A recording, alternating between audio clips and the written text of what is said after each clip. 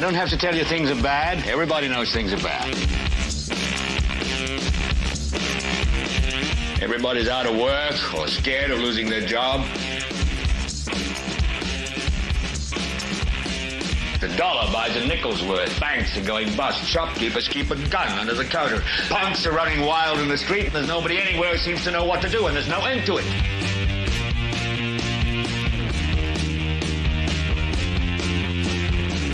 The air is unfit to breathe, and our food is unfit to eat. And we sit watching our TVs while some local newscaster tells us that today we had 15 homicides and 63 violent crimes, as if that's the way it's supposed to be. We know things are bad, worse than bad. It's like everything everywhere is going crazy, so we don't go out anymore.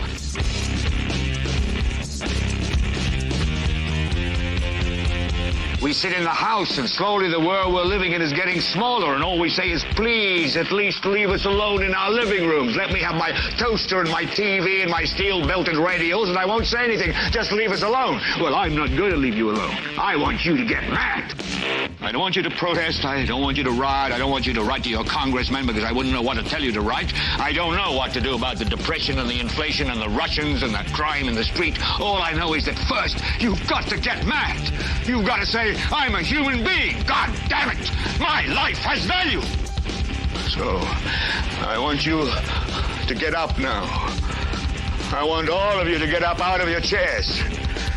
I want you to get up right now and go to the window, open it, and stick your head out and yell, I'm as mad as hell, and I'm not going to take this anymore. Well, good evening, ladies and gentlemen, boys and girls, Democrats, Republicans, Libertarians, Independents, freaks, and weirdos. Hi. I hope you guys are doing well. Some of you are probably extremely happy. Some of you are probably extremely unhappy. Some of you probably just don't give a damn one way or another. But if that's the case, you probably wouldn't be here on this show. So welcome. This is the 325th episode of the Political Spotlight, and praise God, thank God, it's a miracle. We have made it past Election Day, and we are now here. My brain is about fried. What are you doing? Can you shut that door in there? I can hear myself. You're all right. Sorry. We're a little out of whack here, folks. So I'm obviously not at the studio. We'll give a grandpa update here in just a moment. Let everybody know kind of what's going on there. We will talk about that. That's the first thing we're going to talk about here tonight. Obviously, I am at the Bilbrey Ranch, so I'm at the southern Bilbrey Ranch, not at the studio. And we'll talk about that in a moment. I do want to let everybody know that this is going to be the last episode for a minute. I know you're all going to be totally sad and broken up over that. During our little hiatus, I might try to get some things that you guys haven't seen before, maybe little shorts or videos. So be looking for that. If you have not subscribed to the show, please consider subscribing to the show. You can do that by clicking the buttons below. They kind of look like this. If you're on YouTube, that's fantastic. If you're watching from Rumble, welcome. Our viewers from Rumble are increasing on a daily basis. We don't have many people on Rumble following us. We're still only at about 15 people on Rumble following us, but our view count is going up. So I'm fine with that. No one hardly comments from Rumble, which I guess I'm fine with. People, as long the only thing that really matters is people are watching. So that's that. We are going to be taking a hiatus away because we're going to be looking at the records involving the Westell situation. I do want to make a brief little. I do want to make a brief little kind of commercial for that. I thought I had it on here. I guess I don't. Oh well. So I have an overlay for the Westell commercial, but it's on the computer at the studio. On Friday, November 15th. So it's not this Friday, which will be Friday the 8th, but rather it's Friday the 15th. We will be doing the special episode on the Westell water situation, and that will start an hour early. We will start at 8 p.m. rather than 9 p.m. So please let all your friends know, let all your enemies know, let your brothers and your sisters and your mothers and your misters, let them all know, because we will be live at 8 p.m. on November 15th to talk about the Westell water situation. And it's coming along good. So we're going to take a little hiatus away. We will not be here tomorrow. Today is obviously, if you're watching this live, today is obviously Wednesday, November the 6th. So we will not be on tomorrow. Basically, we're only taking one day off. We were going to take today off, but I thought, nah, we need to come on. So we're going to take tomorrow off. So we won't be here Thursday. You guys will be fine. We won't be here Friday. Normally, we're not here on Friday, although we have been for the several last Fridays. We won't be here on Saturday, which we normally aren't. And then we will be back on Sunday the 10th. So taking tomorrow off, you guys will have to do without us. And then we're going to be off Friday, Saturday, and we'll be back Sunday. And then on Sunday, we'll start back to our regular program, Sunday through Thursday, except this Friday. Hold on. Pause. 1 second. Stand by.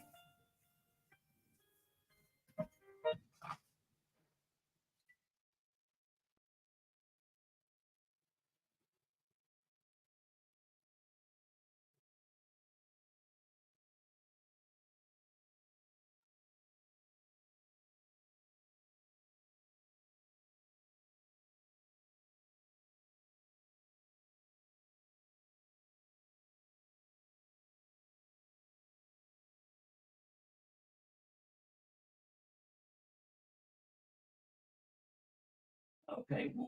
We love you.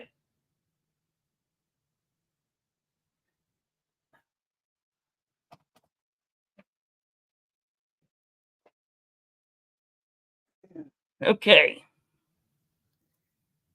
Sorry about that. So, sorry about that. I had to step away for a second. We got a phone call. That was my grandfather. So I guess we'll go ahead and get there. So my grandfather was supposed to come home this morning. And he was supposed to, obviously it was just a quick shoulder thing. And apparently this has been the year of my grandparents saying, we both feel like we need a little bit of time outside the home. So grandma obviously went through the situation where she had a knee replacement, should have been a boom, bang, pow, in and out, no big deal. 3 to 4 weeks recovery, and that would have been it. But they said, nah, we don't think that's enough. Let us break your femur. So it turned a month-long ordeal into a 3 to 4 month long ordeal.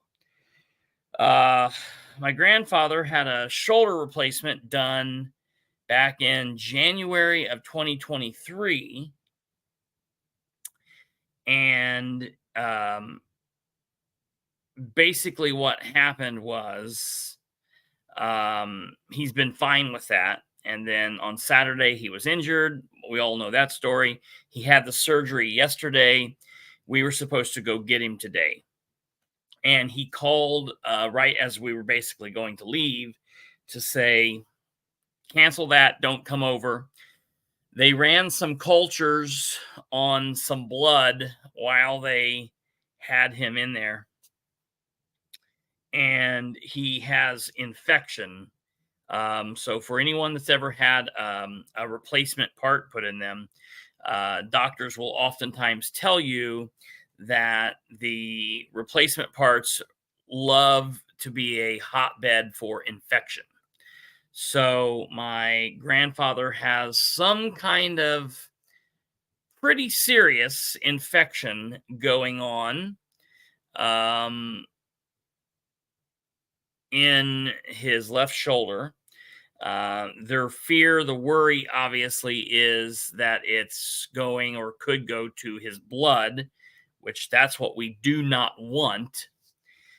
So they have kept him in there. He's going to be there for probably a couple days, 2, 3, 4 days, maybe more, depending on what's going to happen, because now they've obviously got this they're trying to treat, and obviously he's not having fun with this. He, of course, wants to be home, and obviously, they're both getting up there in age, and so he's kind of, I think, deals with a little bit of sundown issues, and so kind of gets a little wonky in the evenings. So we're just asking for some prayers. Hope that for anyone out there that's prayer warriors, please offer some prayers that everything goes well with the cultures, and that the treatment goes well, and that the doctors, pray for the doctors that, God touches them and gives them the ability to do what they need to do. And definitely prayers for my grandfather, for his kind of spirit to kind of be able to hold through this, because he's just not really doing too well, wants to kind of come home and doesn't like being there. It doesn't make it easy that he's in Anderson. So it's not like he's at Ball, which is like 10 minutes down the road. And, you can make like several trips there a day. Every time you got to get over to see him, it's, you're planning a half-hour trip there, a half-hour trip back, and it's just kind of a pain. So definitely asking for that. And hopefully we get this taken care of, and they don't have any more weirdness where they're like, hey, we want to leave the house and be in the hospital for days and weeks at a time and months at a time and whatever. So needless to say, that's been a little trying. So the number one thing is, yes, it's serious, but he's in a pretty good space, but he's just worried. I'm a hypochondriac. When something is wrong with me, when I've got a cold, I'm dying. When I have a headache, I'm dying. When I've got to go to the hospital because I've got kidney stones or a sore throat thing, I know that I am dying. And I come by that naturally. I got that directly from him, bypassed my father, straight from him to me. And so I completely get where the old dude's coming from. Like, I get it 100%. But, I recognize that about myself, and just, it's harder for him to kind of understand, like, calm down. Everything's going to be okay. It's just he's kind of in the doom and gloom stage. So, just prayers for that. So thank you guys for that. And thank you for everybody I know there's been a ton of you that have been calling and asking and texting. Very much appreciate that. He appreciates it. My grandmother appreciates it. We very much appreciate it, because it means a lot to us. So thank you all for that. All right. So there's some big news since we last talked. Yesterday, like literally 10 minutes before the end of the show yesterday, my butt was dragging. Not because I did like crazy election stuff yesterday. I got up early and was in election mode, And then, like, right in the early part of the day, I had to switch election mode off for family caregiver mode. And I went from election mode into family caregiver mode. And the whole time I'm in family caregiver mode, I'm worrying about that. But in the back of my mind, I'm also worrying and stressing about the election and worrying and trying to make scheduled program broadcast times. And so that was a bunch of stress. And by 10 o'clock last night, I hit the wall. I had hoped to stay on from the time we went live until we had some kind of a winner, or they said, we're going to go home, shut everything down, lock everything up, come back, do it in the morning. And that's magically when the ballot fairies come in and, sprinkle extra ballots around or whatever, whatever goes on. Well, so we killed it last night. I don't know what time we killed it, but we killed it. And then Kate was still monitoring it. I went and was on the couch monitoring it, watching TV, messing on the laptop, watching on my phone, watching several different things. And I actually fell asleep with all of that going. My phone fell on the floor, and magically I woke up at like 2 o'clock, and I woke up right in time for them to come on and say, it's official. 2 of the 3 stations were saying it's official. Trump is the president-elect. He has reached, I think last night they were saying he was 276, 277, something like that. And of course, CNN was saying, no, we cannot, CNN didn't call it. He goes on stage, he does his entire victory speech. And then 3 hours later, at like 4 something, CNN finally said, it's time for we can finally announce this to the world. Breaking news. And it's like, you are several hours behind everybody, but good in your time. I slept like a baby knowing when I woke up Trump would be president. So it's a hat trick. That's the name of tonight's episode, Political Hat Trick. And it's interesting, the people that know what that means and people that don't know what that means. I was almost I was talking to somebody earlier, and I said Trump and the Republicans pulled off a hat trick. And the person I was talking to was like, I don't know. Oh, it's just announced here. Trump is projected to win. I don't think that's fair to say necessarily. None of you had to worry about the election. I think I was definitely worried about the election for lots of different reasons. I understand where you're coming from, but I definitely understand that. So here's the thing. There is a gentleman that I know that is heavily I'll get back to the hat trick is like when you make 3 sales in a row, or like a turkey, 3 strikes. So obviously the hat trick being Trump won the presidency, Republicans seem to have flipped the Senate, and it appears as though they're going to take the House. So that would be Republicans in all 3 levels, all 3 sides of the federal government triangle, the checks and balances. I don't know that I necessarily believe that that's the best way to do something. Okay, that aside, I do want to say this. Trifecta. Yeah, trifecta, absolutely. A gentleman that I know that is extremely Democrat, very liberal. He has ran for office as a Democrat, very much in tune with all of the democratic principles and whatnot, and is very much a member that is very much someone that all members of the Democratic Party, both moderates and way progressives, all sides of the Democratic Party would like this man. He is a common sense oriented individual, and I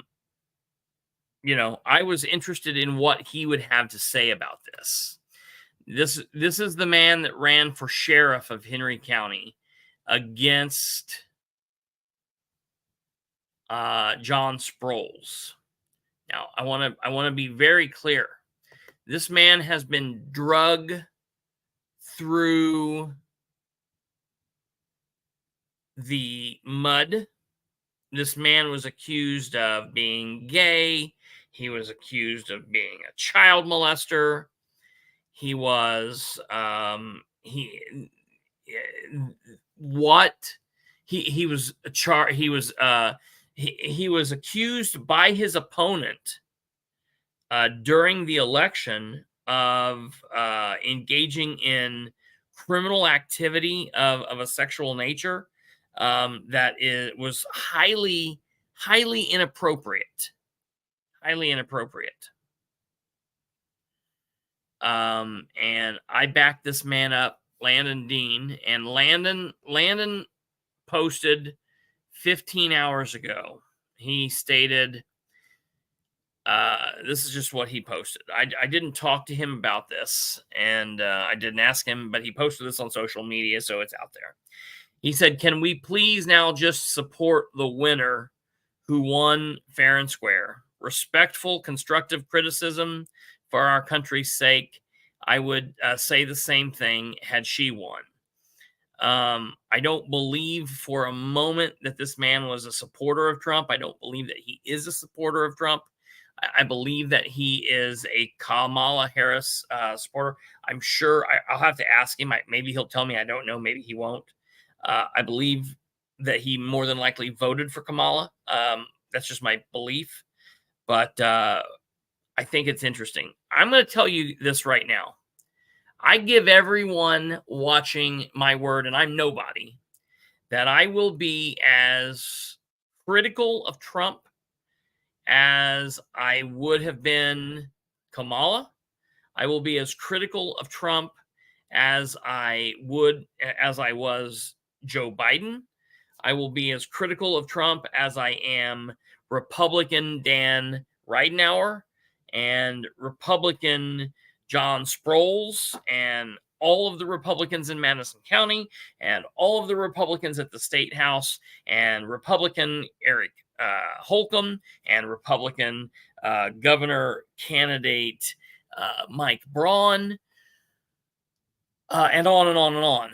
I do not believe for a fact that anyone in the world can say that I lean in my criticism of government one way or the other. I will take every one of these people to task when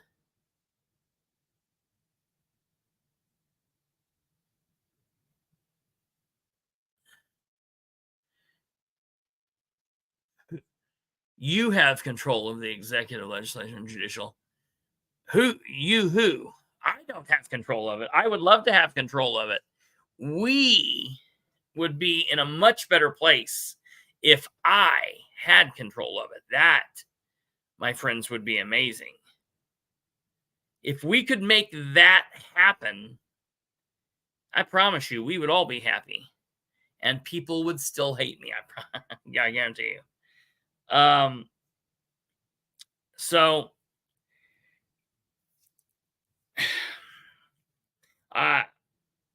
Trump gave a victory speech last night. We live streamed that. I was waiting on Harris to give a speech, and she didn't. She unfortunately gave her speech while I was not in a position where we could live stream it. Kate texted me and she said, "Hey, she's going to be on in a few minutes. Do you want to do this?" And I'm sure Kate could have done it, whatnot. I said, no, I don't want to half-ass it. If we do it, I want to make sure we get the whole thing. So you can obviously go out there and see it. Yeah, I don't know if anyone wants to watch it. And if you guys comment in here that you want to watch her speech, we can watch it. We can play it. She walked out to the crowd, and the crowd, they were there for her, and she walked out and she said, "I conceded the election. I congratulated him. I'm going to, be a part of the peaceful transition of power. And, we're going to do what we can to help him. But we're going to continue fighting." And that's what the opposition party should do. The opposition party should do that. When the Democrats are in control, the Republicans should be helpful, but be standing there to fight and to push and to give their 2 cents and 9 cents and however many cents they've got. A lot of times it seems like they don't have many cents to put together if they were even all standing together. And then when the Republicans are in control, the Democrats should do the same. So I think that's what needs to happen. I am hopeful. Well, here I'm going to say the same thing that I had to say during the fire-based EMS situation. Here's what's going to happen. We are going to live a life, and one of two things are going to happen.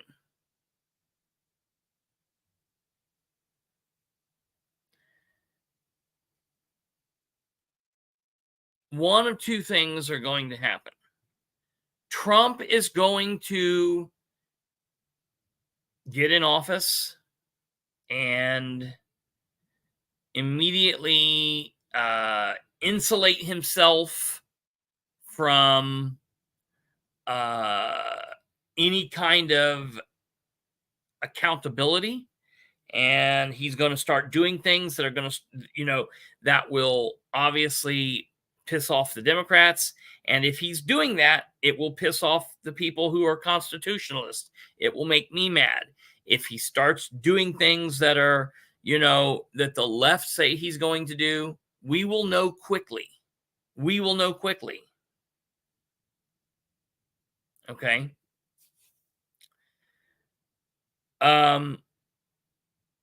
Or he won't do that. And it will be a way in which he tries to, in some form of way, tries to walk towards the people and tries to mend what he can. The country, I think, is in a position where, listen to me, it's biblical. It's something that, in my opinion, in my religion, in my belief, I believe that this is just all part of prophecy. I believe that we are where we are.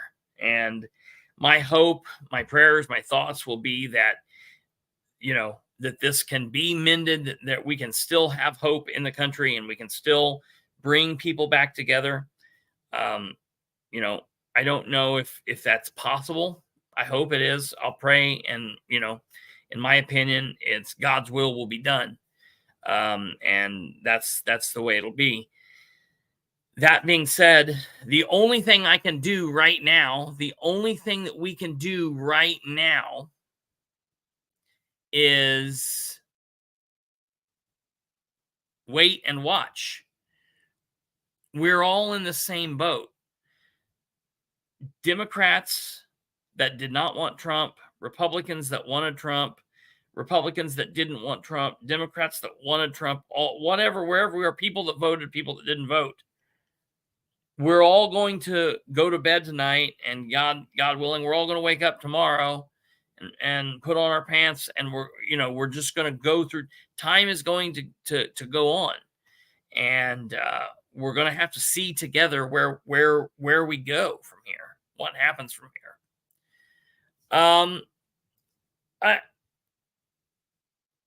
I don't know what entire department RFK said that he's going to fire. I didn't hear that specifically. I don't know what. I don't like when people are running for office and they immediately just say, well, if we win, we're just going to immediately wipe everyone out, whatever. Like, I think that some common sense has to be used. The FDA.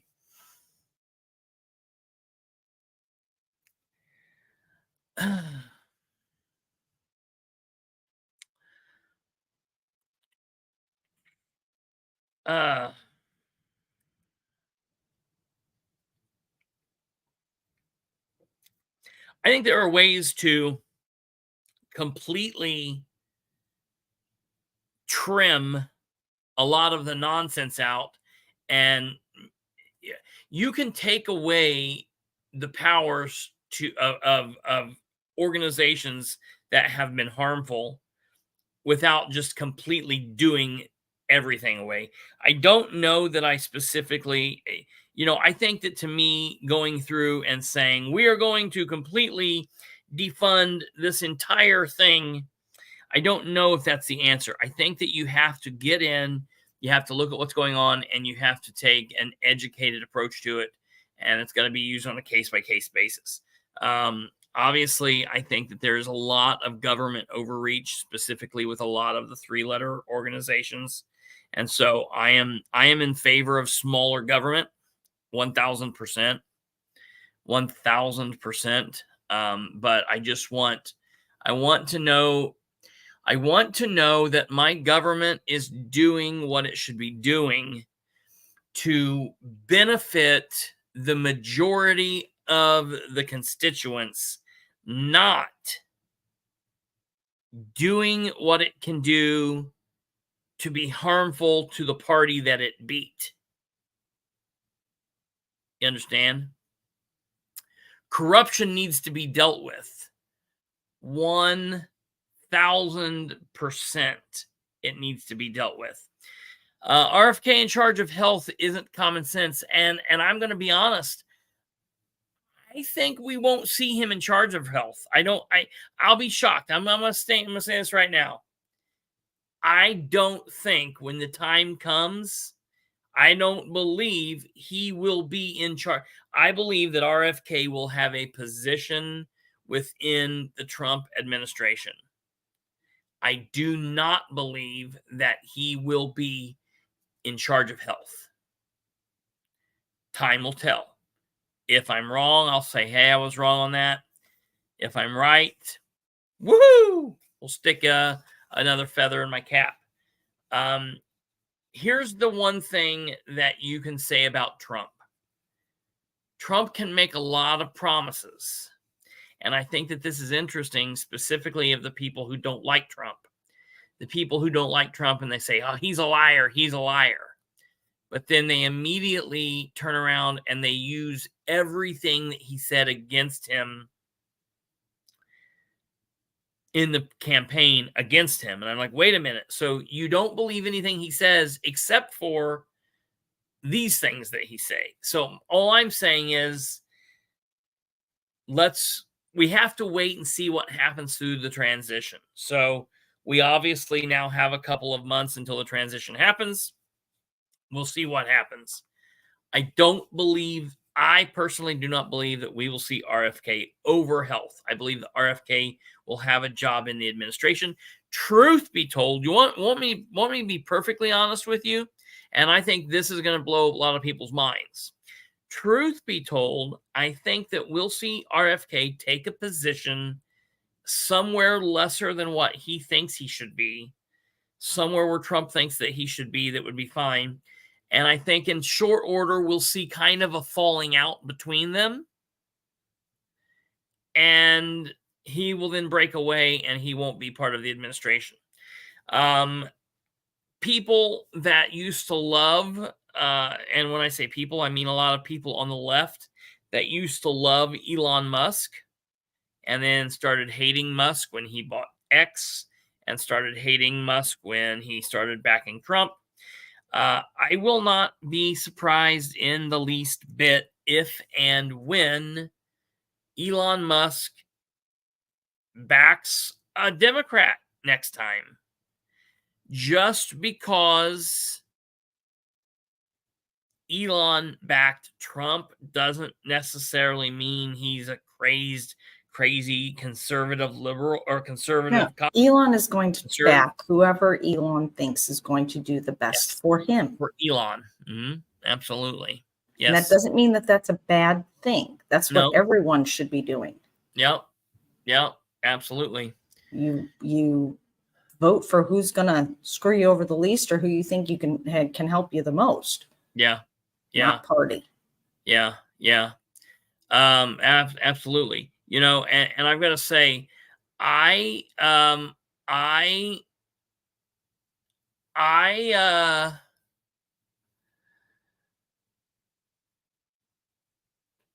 listened to Tony Katz today when we were coming back from the hospital on 93.1. It's the first time I've listened to Tony Katz in a long time. I just haven't.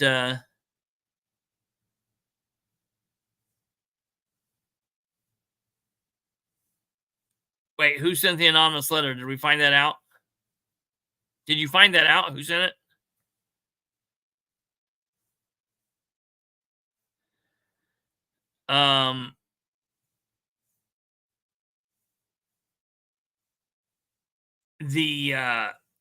I don't believe that Tony Katz today was saying that about Elon paying the $1 million for registering to vote. I agreed with something that Tony said, and I never spoke out about this or never said anything about it, but what he said registered with me. And Tony said that he did not like the fact that Elon was doing the $1 million for voter registration. It sounded like it was, just a little tawdry. It felt icky. However, that being said, it was legal. Everything was above board. There was campaign finance documentation on every bit of it, and it's legal. Now, if you want to take a look at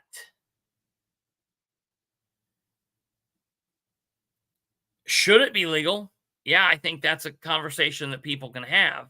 And I think that, we, these citizens, have to elect people that will go to the Senate and that will go to the House, that will do things that we want them to do. We're not there yet. We're not there yet, folks. We can't even go to the polls and elect a guy, Donald Rainwater, over Braun, because Braun has an R behind his name and Rainwater has an L behind his name. We can't elect a guy to a small town local commissioner's office in Randolph County over the sweet little librarian teacher that everyone's known for 17 years because, she's the beautiful people because she's got an R behind her name. We still can't get past this identity gatekeeper style politics and look for what's actually better for us on the most basic, lowest level. So we're certainly not ready to elect people to go to the higher offices to do the things that we need them to do. We can't elect people to our state legislature and to our, to our state house and to our state senate that will act as we want them to act. We will still send JD Prescott back to the House every time. Every time.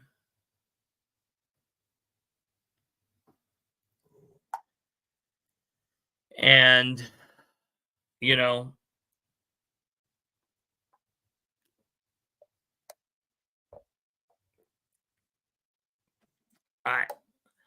we have to figure out a way to do that.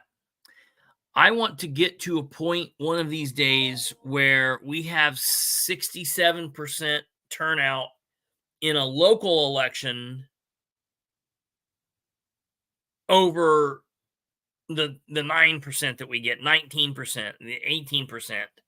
That's ridiculous. I would like to see people stand in line for hours upon hours to vote for county offices. That's what we need to see. We need that level of understanding, involvement, and education into the system. And until we get there, things are not going to be okay.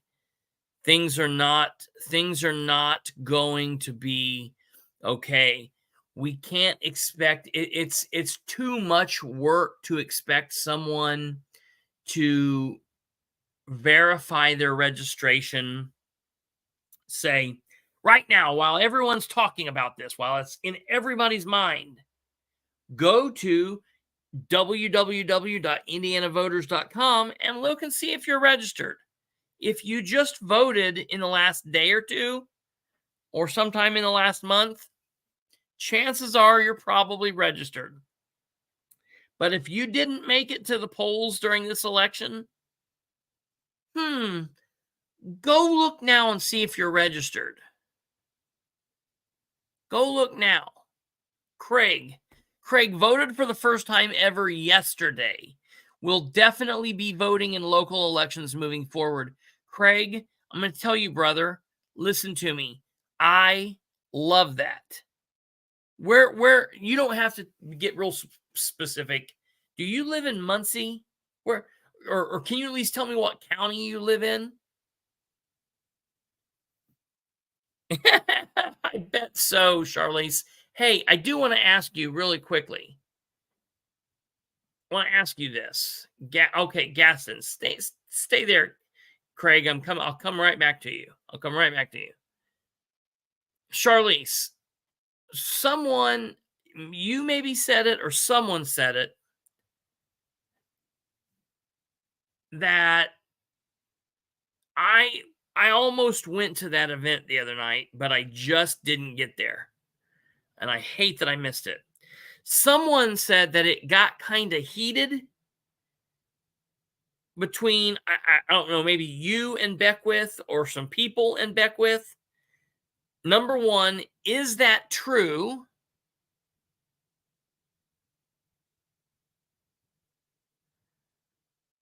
And number two, if that's true, is there a video and or audio of this? So the question is, at that Beckwith event the other day, was there some kind of dust up? And if that's true, is there audio or video of this? Because if that's the case, I'd love to watch it, and I would definitely like to play it on the show at some point. I mean, look, it don't matter. He's the lieutenant governor elect. God. Look, Charlize, we're both in agreement there. I am not happy that Braun is our governor elect, and I'm not happy that Beckwith is our lieutenant governor elect. Absolutely not. Absolutely, I'm not happy about that. So it is what it is. You know, the thing that I can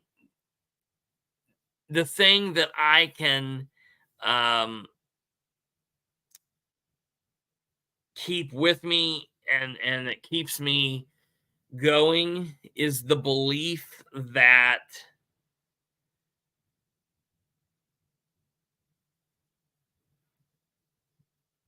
Braun is not going to allow Beckwith to be involved with anything. He is going to push him off into a broom closet somewhere, and we won't hear about Beckwith until he tries to run against Braun or tries to run for governor again. I mean, it'll be done. So that's the one thing that I'm able to be happy with. So I do strongly believe that. I do strongly believe that that's not a thing that is going to be a thing. Beckwith is not going to have some major impact on the ordeal. That's just not.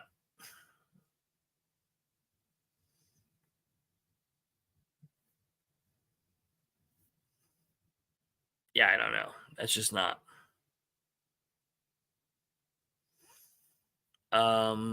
Okay, I am going down here and I am looking.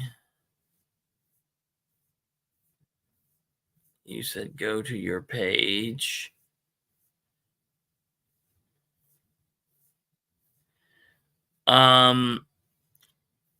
Interestingly enough,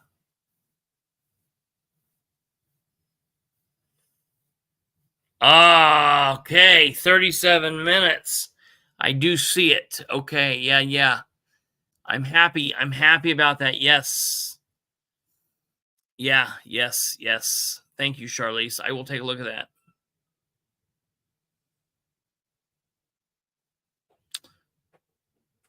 Tori, I'm with you on everything you're saying. People need to wake up.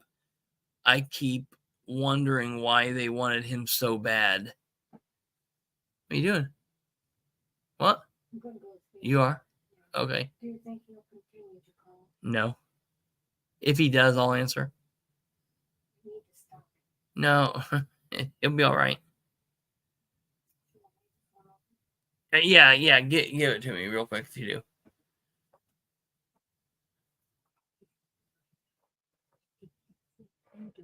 Yeah, I understand. No problem. All right. Sleep well. Sorry. So GW, I wish Rainwater would have had some more support. Yeah. Listen, it goes to what Tori's talking about. Tori, welcome. If this is your first time, please consider subscribing. Definitely would love to have you on. Be a part of the conversation and all. I've got to say that here's the thing. When Braun came out after the primary and announced that his lieutenant governor pick was Julie McGuire, I instantly had a problem with that because that's not how that's supposed to be. No. You don't get to name and say who your person is. The delegates go and vote at convention, you tool bag. Julie McGuire was the absolute definition of establishment stooge. I am a constitutionally conservative libertarian or a constitutionally libertarian conservative. One or the other. I don't know which. I'm one or the other. I'm both. I fight it every day. One day I'm this, one day I'm that. I'm still working this out after 42 years.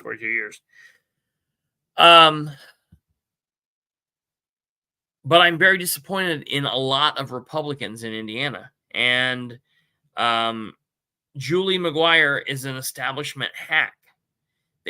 just 2 years ago, 3 years ago, they spent $900,000 on her campaign in a May primary against another Republican, and the Republican was an incumbent representative. And the HRCC spent $900,000 to get her elected.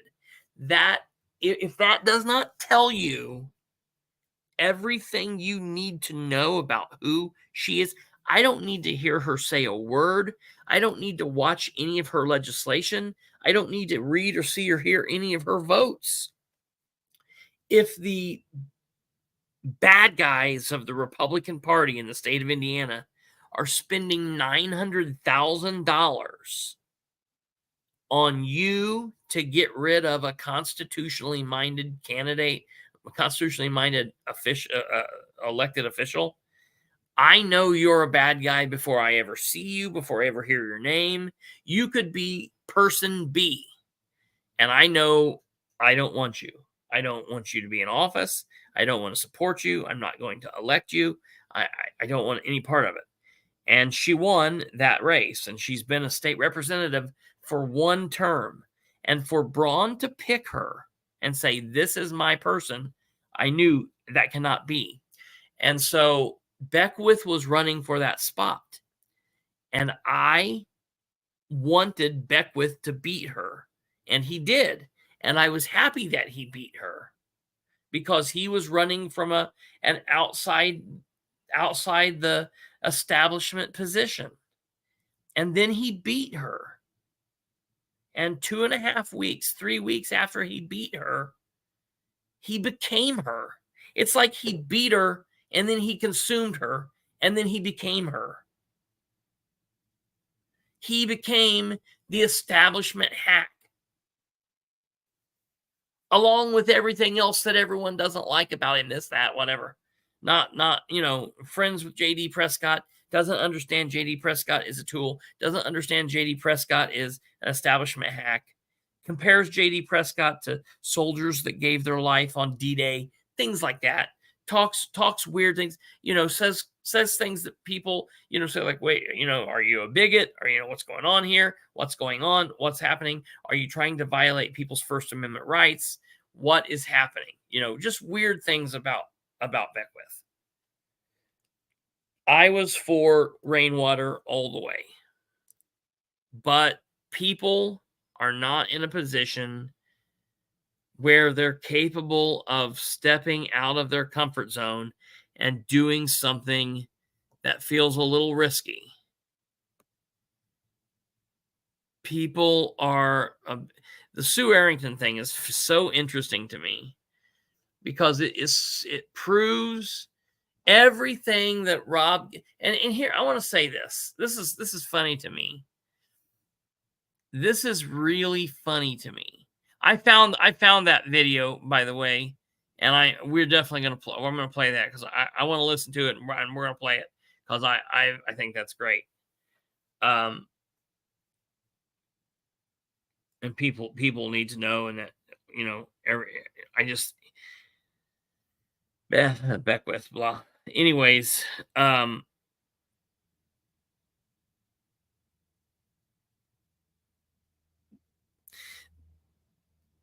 Rob Kendall, everything that Rob Kendall said this election about Braun and about supporting Beckwith and about coming out and attacking rainwater, Rob didn't make any big moves with that. He didn't come out of the box and predict anything crazy. It wasn't like he was like, this is, it was like, it wasn't like he was picking the little man, the Cinderella story, and then the Cinderella story won. That's not what he was doing. Rob went with the safe pick. Rob went with the very, very safe pick.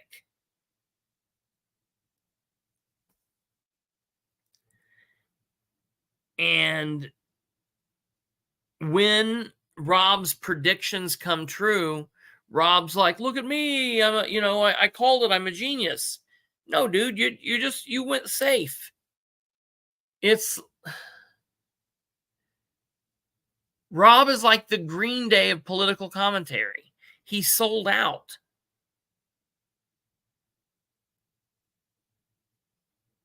He sold out.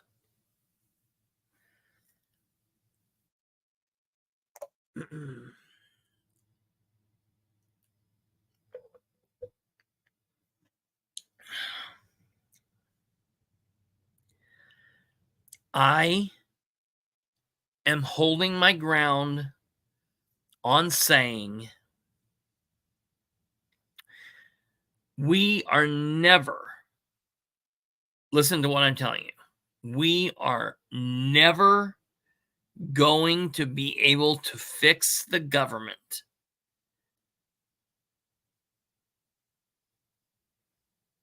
at the national level, the state level, or the local level until we do a couple of things. You don't go buy a plot of land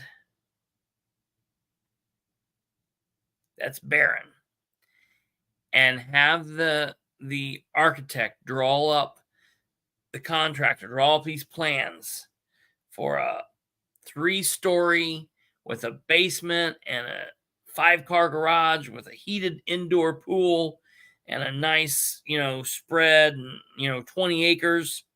You don't go get all of this and start with building the attic. You clear the trees, you clear the land, you start your dirt, you start your footer, you start with the base level, you start digging out your basement, and you build from the ground up.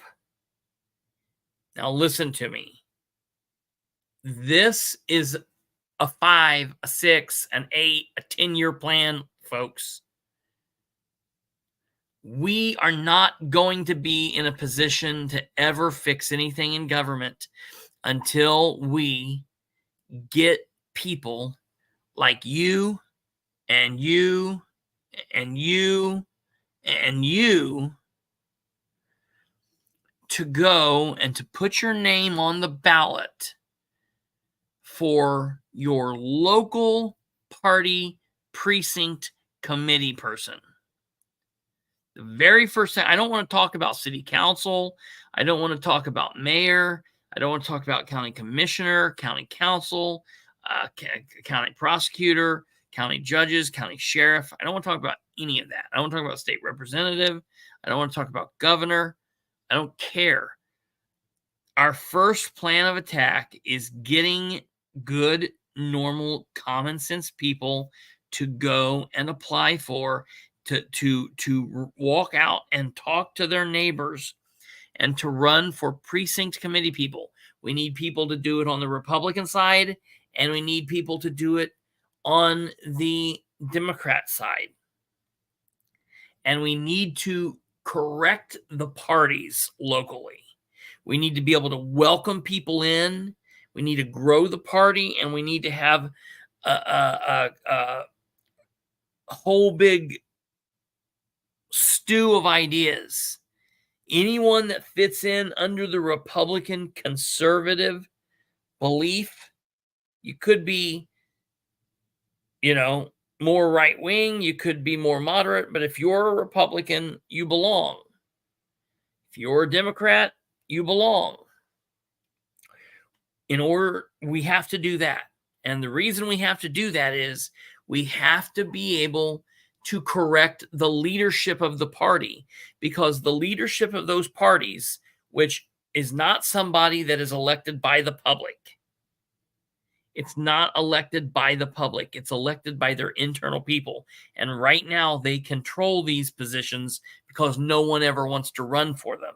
So they get to appoint them with their own people. And that's why they stay in and stay in and stay in. So we have to run for precinct committee person. Step 1. Then we have to vote these party leadership people out, and we have to vote good people in on the Republican Party at the local level, and the Democrat Party at the local level. And this works, my friends, if you're in Muncie or Anderson or Gary or Illinois or Florida. I don't care where you are. This is the same story everywhere. Then we need to get good party people in, which will welcome people into the fold. Then we need to start running for local offices. We need to get educated on what the issues are, and we need to run good Republicans and good Democrats and good Libertarians and good independents for city council and for county council and for mayor and for commissioner and for auditor and for treasurer and for sheriff and for prosecutor and for judge. And then after several years of these people being in these positions, some of them we need to then elect up to the state level, state representative, state senator, and we need to take over that. And then some of those people will feed up and will become like governors, or will become senators to go to Washington, D.C., or will become congressmen to go to D.C. And then from there, we need to feed them up to the national side. And folks, this is something that's going to take 10 years. I cannot get people to even consider what I'm talking about. And it's the stupidest thing in the world, because it's the easiest thing to do. People can't get past straight ticket voting and are too lazy to do any research on the candidates. Absolutely.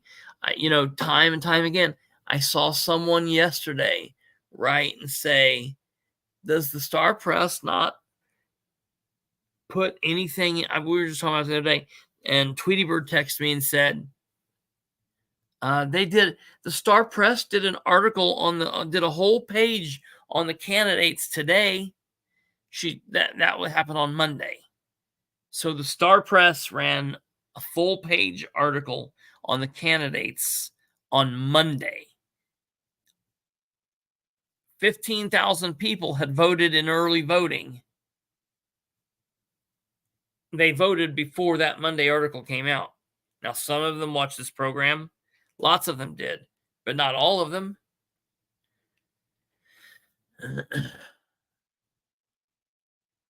You know that the state representatives and the state senators sent out in their questionnaires to the constituents this last time, their 5, 6, 10 questions, and a large percentage of them had the question on their survey: would you favor getting rid of straight party voting?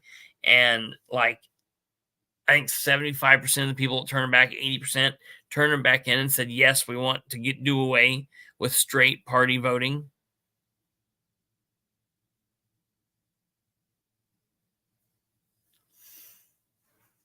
You know what, Tori? They won't even watch a debate. Let me tell you what's worse than that. Candidates won't even go to a debate. Jessica Piper, Eugene Whitehead, they didn't attend anything like that. You've got candidates that run, that don't go, they don't knock on the doors anymore. They don't put out signs. They don't go to events, but yet they still win. Because Brad Bookout looks good in a suit. He looks like a politician. He talks like a politician.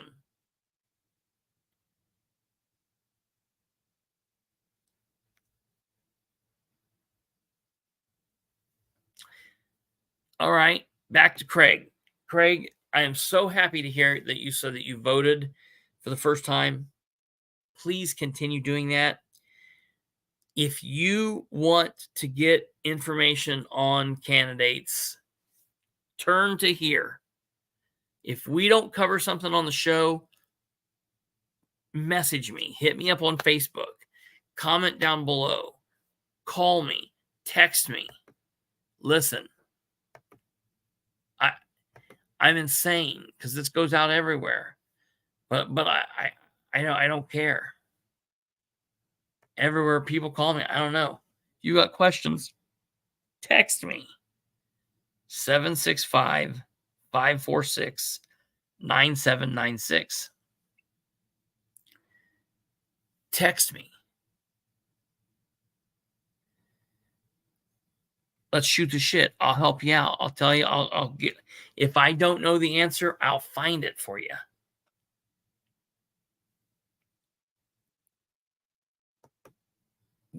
Spread the show. Listen, people are like, man, you always self-promote. Yeah, right. I do self-promote. You know why? Because the point of this is having people hear it. This doesn't matter if no one hears it. This does not matter if no one hears it.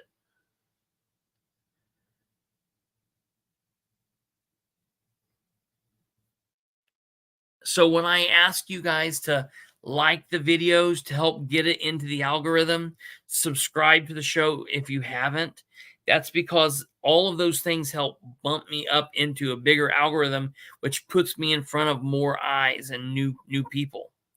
When I ask you guys to share the show, I'm not just doing that for my health. I'm doing that to help spread the word out. Just have an R next to your name in Delaware County assures victory. It does, and that's really gross. Now, I will tell you that's the case for everything except for District 34 State House race, because that has been proven that it doesn't matter who you put up. Man, woman, Republican, other Republican, fake Republican, strong Republican, whatever. No one will beat Sue Arrington. And I'll be honest, I'm not a fan of Sue Arrington. But I am amazed at her staying power.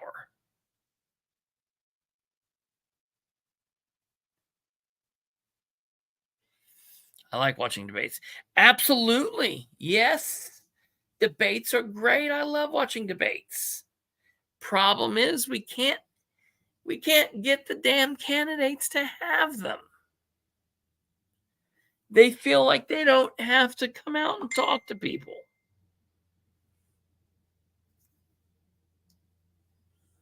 They feel like, oh, it doesn't matter.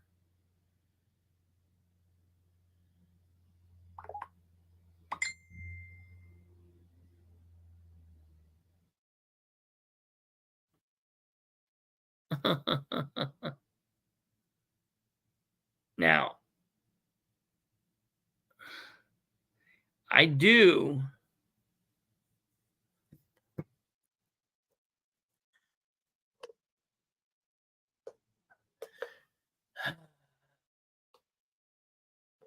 tell me what you're talking about. I think I know what you're talking about. Are you talking about the text message that told people you better vote, you better stand for Braun, because if you don't, your vote record is public knowledge? I want to talk about that for a minute.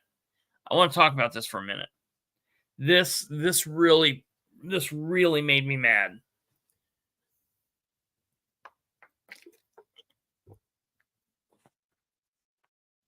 Let me see if I can get a copy of this. Hold on, stand by real quick.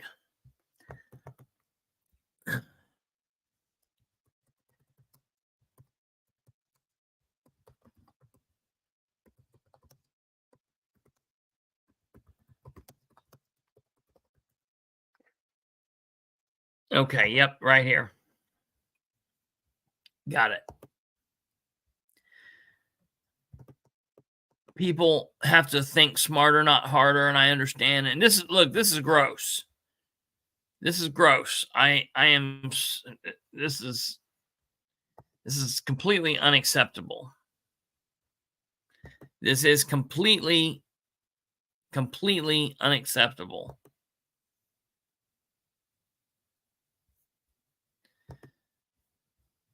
I wish it was someone other than, I wish it wasn't the Democrat Party that was complaining. I wish it were a Republican. I wish I would have gotten this because I would have complained. All right. let's talk about this for a minute, folks. And let's talk about this, talk about why it's gross, and then let me tell you the truth here. The Indiana Democratic Party claims last-minute GOP text is voter intimidation. And I kind of quite agree with that. Let's listen to this. The Indiana Democratic Party is calling a political-driven text into question. The message says, voting records are public, and people will know if you stood with Donald Trump. The message claims to be from the Indiana GOP. The U.S. Election Assistant Commission explains that depending on state regulations, some information like your registration, party affiliation, elections you voted in can be obtained. Okay, now listen. You all know, if you've watched this show, you all know that some information is public record. Let me explain to you what that means. That means Tory could file a records request, a public record request, with the Delaware County Clerk's Office tomorrow morning and say, I want the voting history for Kristopher Bilbrey from the first ballot he ever cast through November 5th, 2024. And within a couple of hours to a day, Rick Spangler would send her an email that contained the following information. It would be a document that had my name on it. It would have my date of birth. It would have my address. It would have, identifying information. And then it would have every election I've ever voted in. So the May 2000 election, November 2000, and then 2001 was an off year, and then the May 2002 election, and the November 2002 election, and then the May 2003, and the November 2003, and on and on and on, onward until November of 2024 on the November 5th. And it would show every one of those dates. And in all of the primary elections, it would show if I polled a Republican ballot or a Democrat ballot. And then it would say if I cast a vote with that ballot. And then in November, it would say, did Kristopher vote? Yes or no? That is it. That is it. That is it. It does not, it cannot, and it will not ever show who you voted for in 2004, in 2011, in 2024. It does not show that you went in and you cast a ballot for Trump, even though you told your coworkers you were voting for Harris. It's not going to show that you went in and you voted for McCormick, even though you've been telling people that you were going to vote for Rainwater. It does not show who you voted for state representative. It will never do that. It does not do that. It cannot do that. And we don't have that capability. Nor if we did, they wouldn't give it to us. So people, first off, need to really slow down and start listening to what is said and stop filling in the blanks. It's okay to have a puzzle with missing pieces.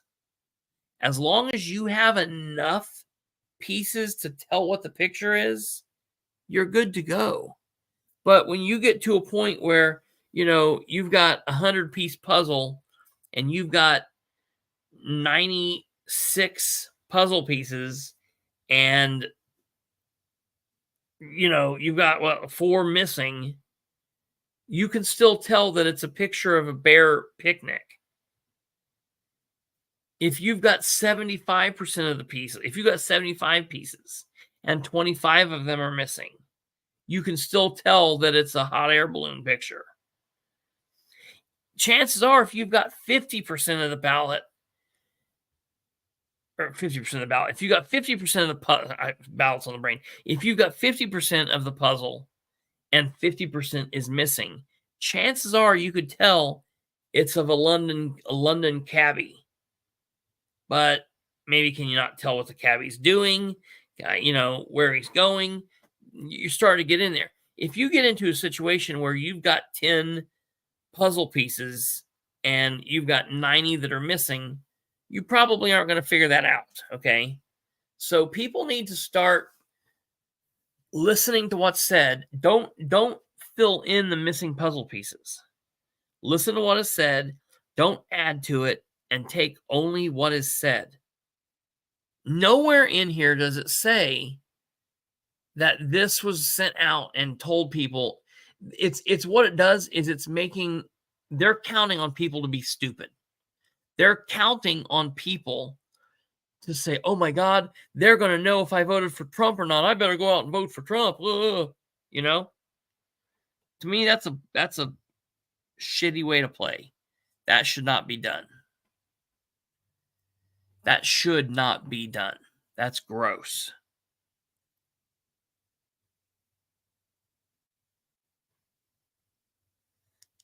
Thank you for your kind words, Michael and Craig. Thank you. I don't care if someone has this information about me. I videoed my ballot and put it out there. I don't care if somebody sees how I voted. I don't care. Some people do. It should be private. But knowing if you went to the polls or not, just because you went and voted yesterday doesn't mean you vote. Doesn't mean anyone can tell who you voted for. So first of all, this text was nasty. It was a lie. It was nonsensical. It shouldn't have went out. Second of all, they kind of lied by omission and made people fall for it.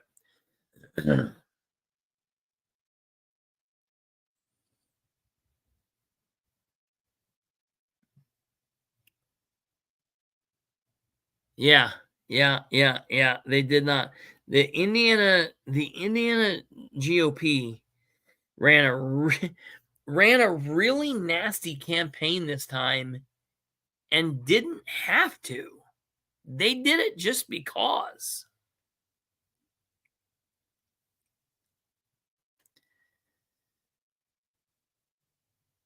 Absolutely gross.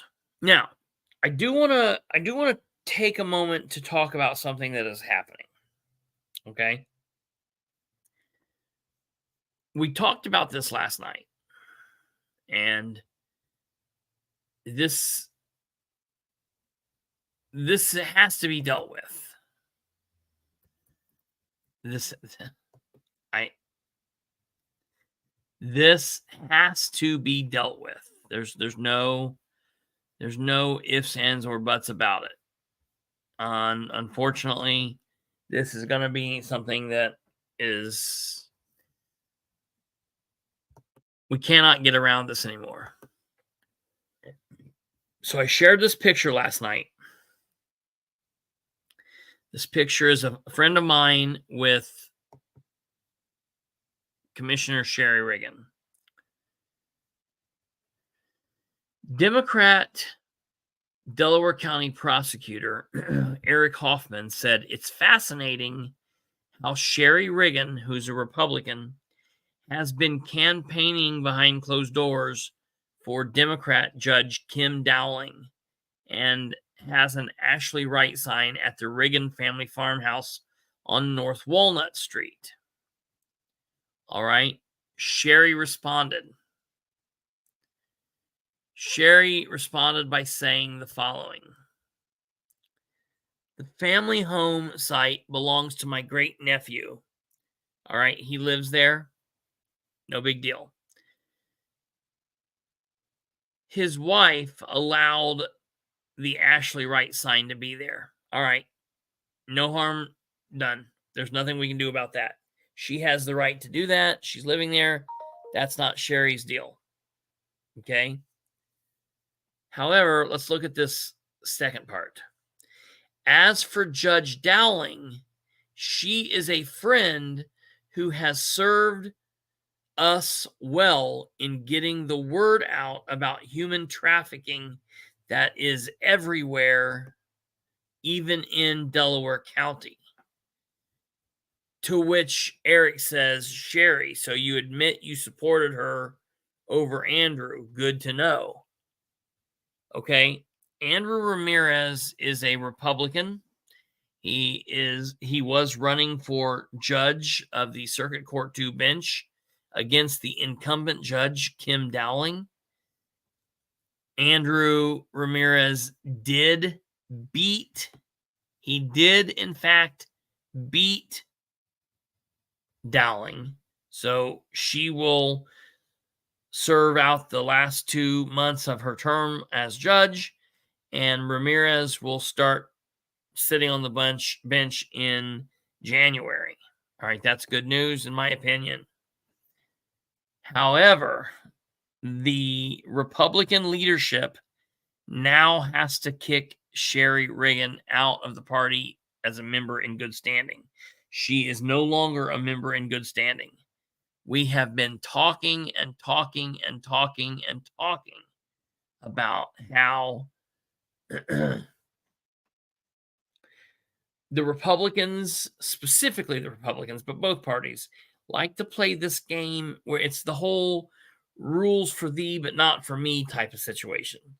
They like to play by a certain set of rules when what they're doing goes against you or me or the people they don't like.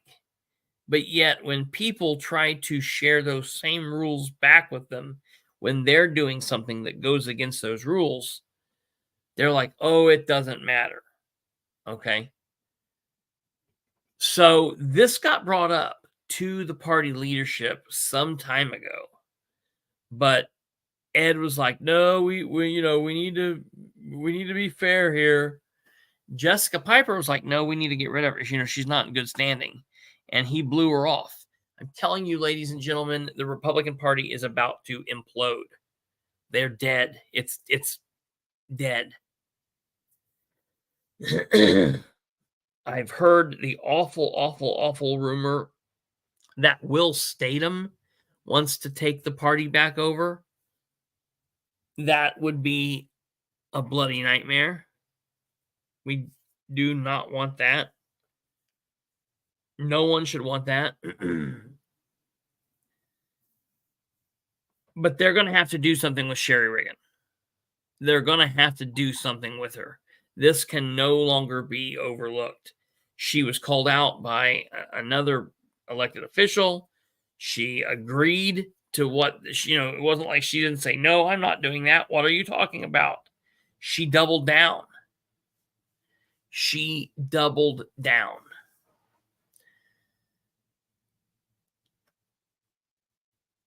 Absolutely nuts. Absolutely nuts.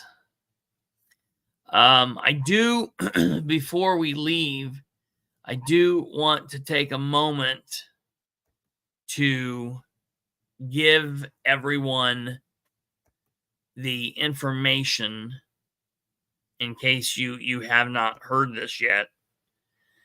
The electoral vote breaks down as of this broadcast as follows. Trump has currently 295 to Harris's 226. 270 is what's needed to win.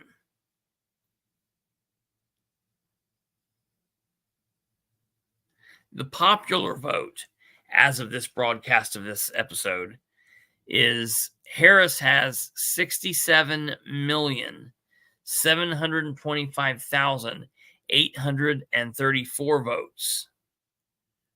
Donald Trump has 72,405,077 votes. Trump has a percentage of 50.9% to Harris, who has a percentage of 47.6%. Trump is leading Harris by 4,676,243 votes.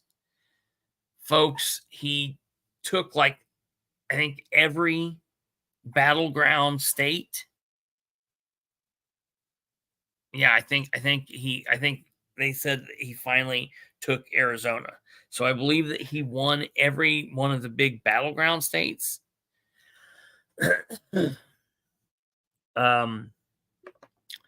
He is the first Republican presidential candidate to win the popular vote, win that race since 2004 when George Bush did it.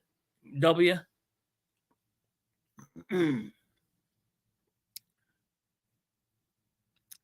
As of this broadcast, the U.S. Senate stands at, in the Senate, you need 50 as a majority. The Republicans have gained 3 seats, so they are at 52. The Democrats have lost 3 seats, which means they are at 45. So there's the presidency and the Senate. As of the broadcast of this episode, meaning as of 9 p.m. this evening on Wednesday the 6th, the U.S. House stands at, Republicans have gained a seat and they have 205 people. The Democrats have lost a seat and they have 190 people. The majority there is 218 for a majority. So technically, the Republicans have more than the Democrats currently. However, to have the majority, they'll need to hit that 218 number. So that's the breakdown. If it continues going the way that they think it's going to go, the Republicans will have all 3 branches of government, and so that's something to think about. Yeah, can you believe that, Kate? I sent you a screenshot of the text that went out. I didn't receive it, but I know others that it did. What is this thing that you sent me here in the private chat? That was from further up in the chat where they were talking about covering the scrolls thing. Oh, yes, yeah. Okay.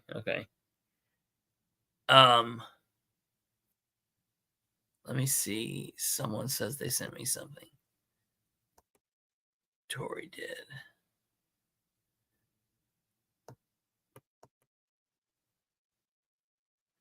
Let me see. Give me a second.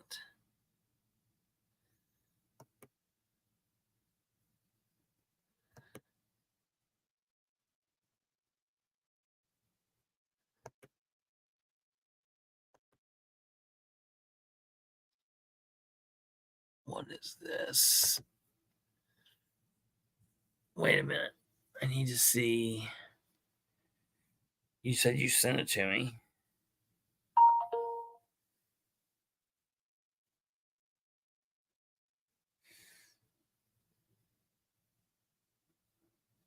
Let me see if I can find it here. Where did you say you sent it?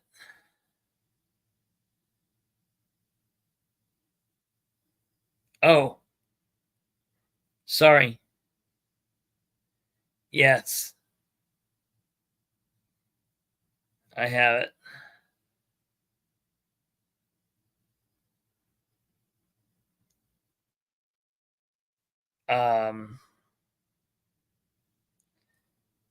Give me a second here. Oh, I get it. I get it. Yeah, okay. That's so insane. That text is nuts.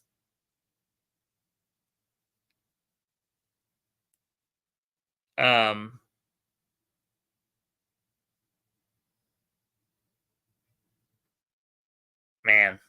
I don't know.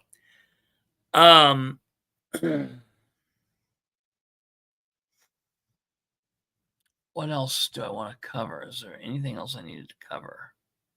Is there anything else that you think that we need to talk about?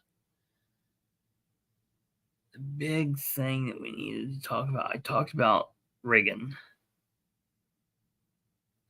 Let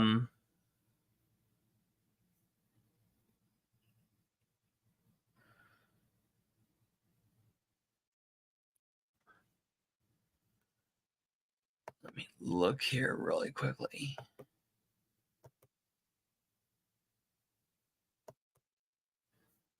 Oh, I know there was one other thing.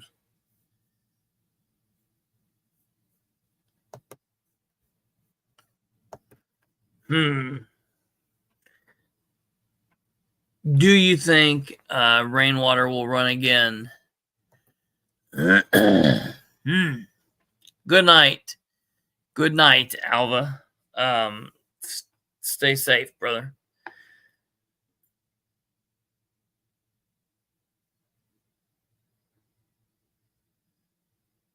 I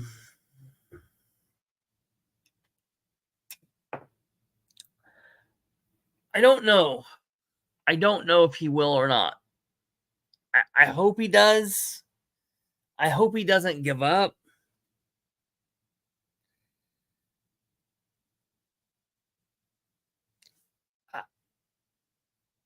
I could see him not running again.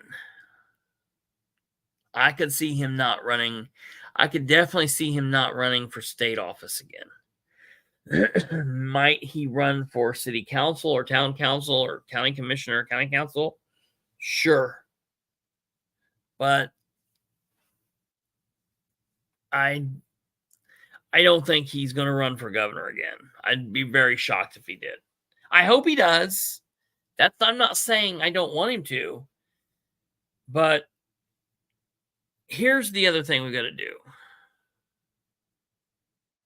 Oh, sorry, Charlize. No, I'm gonna watch it tonight. I'll play it on Sunday. I'll play it on Sunday. I'm sorry.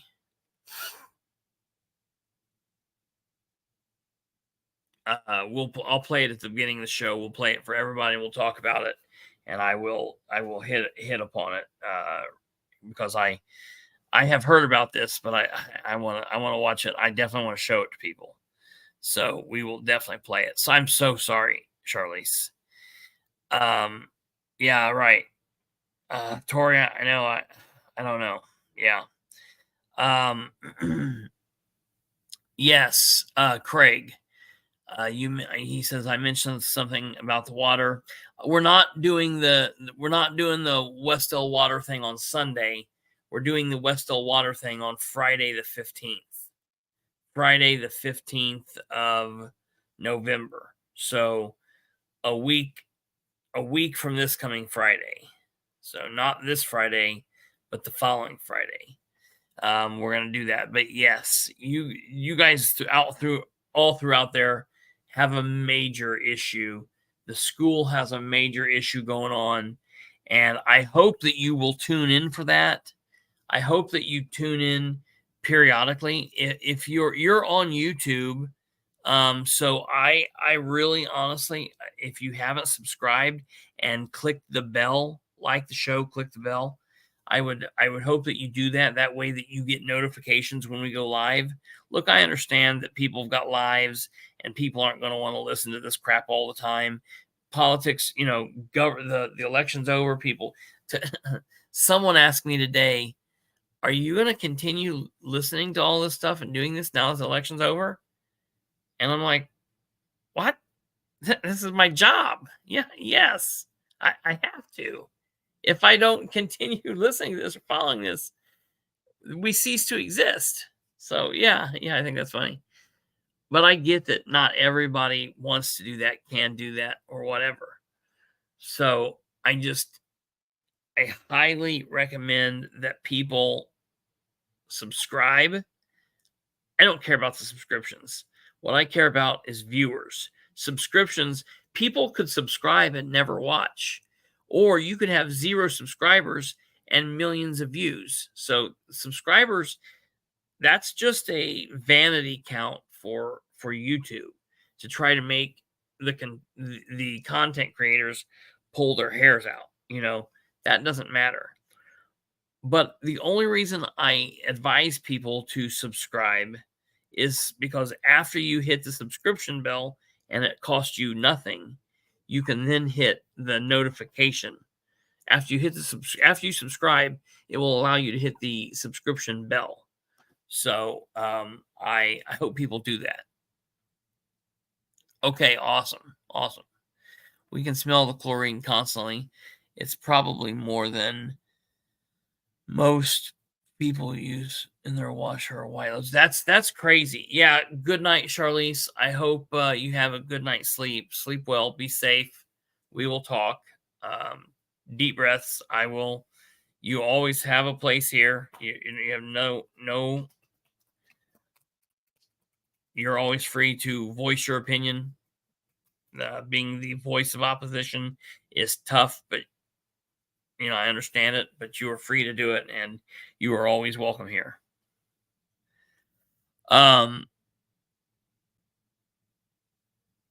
Thank you, Tori. I appreciate that. That means a lot, and thank you, Craig, and all of you. So, okay, well, that's going to be it. We're going to shut her down. I will be back on Sunday. We do have a short video out where we took a look at the situation with Bree. Let me show everybody that in case you haven't seen it.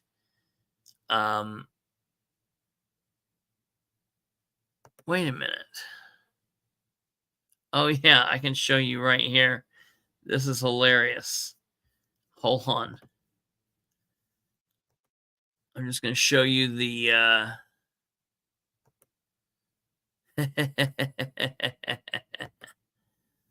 I'm going to show you the thumbnail we used for that video where the Madison County lady came to steal the chair back from Bree. Look at this. This is the thumbnail I used.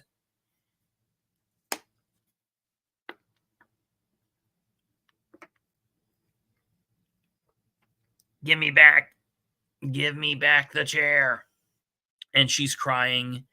And it says, hello, my name is Karen. Madison County, Indiana election worker Karen goes wild. So that's up if you want to go watch it again. It's a fantastic view. That is that. Oh yeah, Brittany, it was great. So that's going to do it for us this evening. I want to thank you all for tuning in. It's been an amazingly long, crazy, insane election cycle. We got through it. I know a lot of people aren't. I, for one, I am hopeful. I think that we are looking at the dawn of a new day in America. I kind of hate saying all of the big cliche things. It'll be interesting to see where we go. We'll be here for the ride all along. Of course, we've got a lot of stuff going on locally as well. We'll be here for all of that. And hopefully now that the election is done and things are kind of smoothing out and we're just focusing on local stuff because everyone knows how it goes. You might have some craziness with local, and then you might have a couple of dry days. Hopefully, we will now start being able to get a little bit more into some national stuff, talking about just the events of the day and giving commentary on that. I know that will also help draw a bigger audience. So we're going to be looking at doing that now that hopefully things are going to start getting a little less hectic. So we'll keep you guys posted. Look for shorts, do all that stuff. We will be back Sunday night at 9. And Now, Catherine did pop on and say that she I might saw be that. interested in coming in. So you definitely want to have the notifications on, because I'm not sure exactly when she wants to do that. I want to talk to her. I want to talk to her about the things going on. I mean, I don't know what they all have to talk about. Yeah, we can talk about that.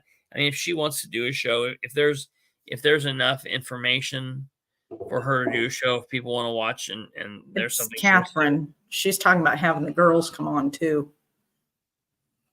Okay, we can figure something out like that. Yeah, we can do that. We can figure something out. So, no brain power from us required. Yeah, right. Yeah. So we'll figure something out. Yeah, we'll I'll talk to her and see what that is. So yeah, make sure that your notifications are working. Be looking for that, and we'll go from there. You guys have a fantastic next couple of days, and I'll still be on social media. I'll still be on Facebook, still be on X, and we'll be going from there. So look for that, and we will see you back here. I will see you back here at 9 p.m. on Sunday the 10th. Please give some thoughts and prayers to for my grandfather. That would be very amazing. And we'll see you guys. Take care. Good night. God bless. See you Sunday.